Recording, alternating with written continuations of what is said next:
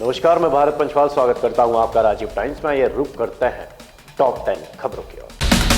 गंदगी और spot fine को लेकर अक्सर विवाद सामने आते रहते हैं। ऐसा ही विवाद एक बार फिर सामने आया। इस बार स्पॉट फाइन को लेकर भोपाल महिला कांग्रेस अध्यक्ष संतोष कंसाना और एएचयू रविंद्र यादव में जमकर बहसबाजी हुई। मामला गंदगी से जुड़ा है। संतोष कंसाना बोली, साफ सफाई तो करते नहीं और कार्रवाई करने आ जाते हुए एक ही जगह पर बार बार स्पॉट फाइन लगाते हो। उन्होंने कहा, सही कार्रवाई में हम आपके साथ हैं, लेकिन गलत कार्रवाई करेंगे तो हम विरोध करेंगे। बहसबाजी के चलते संतोष कंसाना के पति जितेंद्र कंसाना भी मौके पर आ पहुंचे। उन्होंने भी अपनी पत्नी का साथ देते हुए पुलिस स्टेशन चलने को कहा। वहीं रविंद्र यादव ने कहा, आप लोग हमारे काम में बाधा डालते हैं। इसी दौरान गंदगी को लेकर रविंद्र यादव ने अलग अलग लोगों पर कार्रवाई करते हुए 13,500 रुपए का स्पॉट फाइन वसूला। संतोष कंसाना के बेटे वार्ड 29 से पार्षद हैं।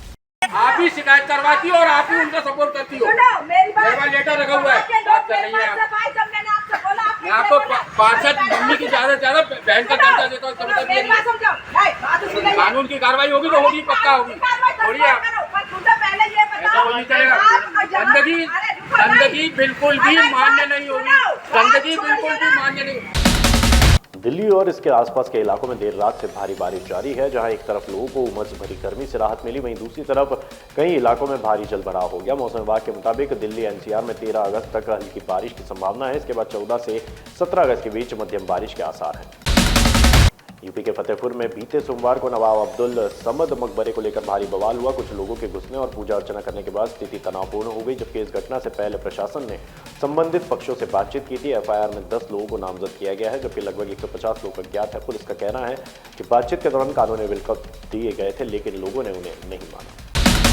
चेन्नई आयकर विभाग की एक टीम ने इंदौर में पटाखा कारोबारी लक्ष्मी ग्रुप के ठिकानों पर छापामार कार्रवाई की। टीम सोमवार सुबह करीब 9 बजे सिमरोल स्थित गोदाम पहुंची, जहां स्थानीय अधिकारियों के साथ मिलकर तलाशी अभियान चलाया गया। देर रात तक जांच जारी रही। इस कार्रवाई में कम से कम 15 अधिकारी शामिल हुए थे। सूत्रों के मुताबिक ये छापा शिवकाशी और दक्षिण भारत के बड़े पटाखा समूहों पर शुरू हुई। पहले चरण में उनके ठिकानों से लेन देन से जुड़े दस्तावेज और कारोबारी लिंक मिले, जिनके आधार पर आयकर विभाग ने इंदौर सहित देश भर के अन्य प्रमुख पटाखा कारोबारियों के यहां दबिश दी।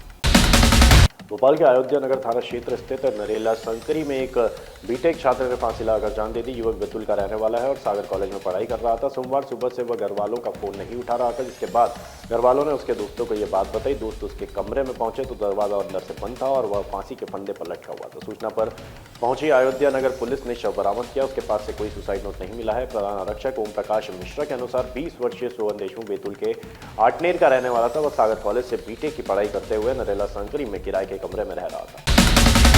एक लड़की और एक लड़का कॉलेज में पढ़ते थे। लड़की के परिवार को उनका रिश्ता मंजूर नहीं था। लड़की को बचाने के लिए लड़के ने उससे शादी कर ली। शादी के 3 महीने बाद बिहार के सुपौल की तनुप्रिया के पति का कत्ल उसकी आंखों के सामने कर दिया गया। तनुप्रिया के पिता ने दरभंगा मेडिकल कॉलेज परिसर में उसके पति का सीना छलनी कर दिया। इलेक्शन कमीशन के लिए बनाया गया 5 फीट का बड़ा सा चश्मा इन दिनों काफी चर्चा में है। इससे भाजपा छाप चश्मे के रूप में देखा जा रहा है। इस चश्मे के सहारे इलेक्शन कमीशन पर उंगली उठाते हुए उस पर पक्षपात के आरोप भी लगाए गए हैं। कांग्रेस नेता विवेक खंडेलवाल व गिरीश जोशी ने बताया कि नेता प्रतिपक्ष राहुल गांधी ने सप्रमाण इलेक्शन कमीशन पर गंभीर आरोप लगाए। फिर भी इस और ध्यान देने की बजाय राहुल गांधी को ही कटघरे में खड़ा कर दिया जा रहा है। बताया गया है कि किस तरह इलेक्शन कमीशन वोटों की चोरी कर रहा है और भाजपा को लाभ पहुंचाने की कोशिश करता है।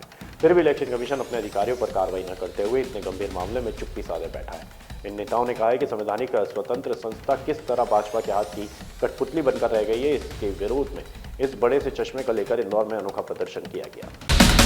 बाड़गंगा पुलिस ने भाजपा नेता और कैबिनेट मंत्री के खास राकेश कुशवाहा और राकेश पहलवान सहित एक दर्जन नामी लोगों को जुआ खेलते पकड़ा है। इनके कब्जे से करीब 1,80,000 रुपए बरामद हुए हैं। मामला बाड़गंगा थाना क्षेत्र का है। यहाँ मंगलम गार्डन के पीछे कुछ लोगों के जुआ खेलने की सूचना थी, जिसके बाद मौके पर पहुंची पुलिस ने यहां से 1 दर्जन लोगों को हिरासत में लिया। कांग्रेस में भाजपा में आए राकेश पहलवान पर कई आपराधिक मामले दर्ज है। राकेश के साथ पुलिस ने दीपक वर्मा, विजय वर्मा, दीपक कुशवाहा, राकेश जैन, पंकज कोपड़े, सुनील मुकाती सहित कई दर्जन नामी लोगों को पकड़ा है। भाजपा नेता के जुआ खेलते पकड़े जाने के बाद राजनीतिक गलियारों में काफी हलचल है। ये कल रात की घटना है, लगभग 8-9 बजे के आसपास। उसके बाद पुलिस को सूचना मिली थी, जिस पर से पुलिस द्वारा दबिश दी गई थी। तो मंगलम गार्डन जो MR10 पर में पीछे की तरफ है, वहाँ पर दबिश दी। तो वहाँ पर 12 लोगों को जुआ खेलते रंगे हाथों पकड़ा था और उनसे जुए की जो राशि है लगभग 1,80,850 रुपये जब्त किए गए। तो किसके द्वारा संचालित किया जा रहा था, कितने आरोपियों के? ये जुआ चौकी वैसा संचालित करने जैसा नहीं था। ये सब लोग आपस में ही मिलके बैठे थे और ये वहाँ पर जुआ संचालित कर रहे थे। सभी लोग वहाँ पर जो बैठे थे तो उनकी तरफ से ही एक व्यक्तिगत सूचना दी गई थी कि यहाँ पर खेल रहे हैं, तो जिस पर पुलिस ने कार्रवाई की। तो कोई मुख्य आरोपी तो ऐसा जिससे कैमरा संचालित हो रहा है। इसमें कुल 12 आरोपी हैं, उसमें कई अलग अलग नाम हैं जिसकी सूची मैं आपको प्रदान कर रहा हूँ।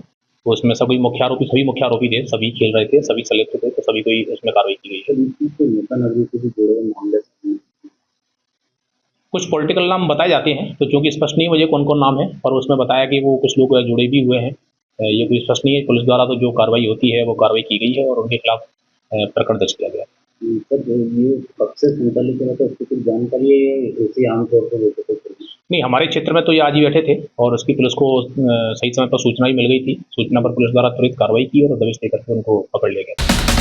दिल्ली पुलिस ने मध्य प्रदेश में छापामार कार्रवाई कर 39 साल के तूफान उर्फ दले सी को गिरफ्तार किया है। वो हीरोइन बनाने के लिए कच्चा अफीम और केमिकल दिल्ली में सप्लाई करता था। पुलिस ने बताया कि 12 मार्च 2023 को उत्तर पूर्वी दिल्ली के मौजपुर से मोहम्मद जाहिद को 500 ग्राम हीरोइन के साथ पकड़ा गया था। जाहिद के घर की तलाशी में 4.5 किलो हीरोइन, 3.4 किलो संदिग्ध मिक्सिंग पाउडर, 935 ग्राम अमोनिया घोल, 5.5 किलो रंग, 6 एविल शीशियां वजन और नोट गिनने की मशीनें और 25,800 रुपये नकद मिले हैं। जाहिद ने बताया कि उसे मध्य प्रदेश के मंदसौर और राजस्थान के भवानी मंडी से कच्चा माल मिलता था। इंदौर में आवारा कुत्तों का आतंक लगातार बढ़ता जा रहा है। रोजाना 150 से ज्यादा लोग डॉग बाइट के मामले में अस्पताल पहुंच रहे हैं। सुप्रीम कोर्ट ने इस गंभीर मुद्दे पर खुद संज्ञान लिया। उसके बाद शहरवासियों में राहत की उम्मीद जागी है। महापौर कृष्ण भार्गव ने कोर्ट के इस कदम का स्वागत करते हुए कहा है कि पहले के आदेश के कारण नगर निगम के हाथ बंधे हुए थे, लेकिन अब हालात बदलने की संभावना है। इंदौर नगर निगम 1 दशक से अधिक समय से आवारा कुत्ते की संख्या नियंत्रित करने का अभियान चला रहा है। के बावजूद शहर में कुत्तों का आतंक कम नहीं हुआ है। निगम सीमा में अब भी 20,000 से ज्यादा कुत्तों की नसबंदी होना बाकी है। फिलहाल के लिए टॉप 10 खबरों में इतना ही। तमाम जानकारी के लिए देखते रहिए राजीव टाइम्स।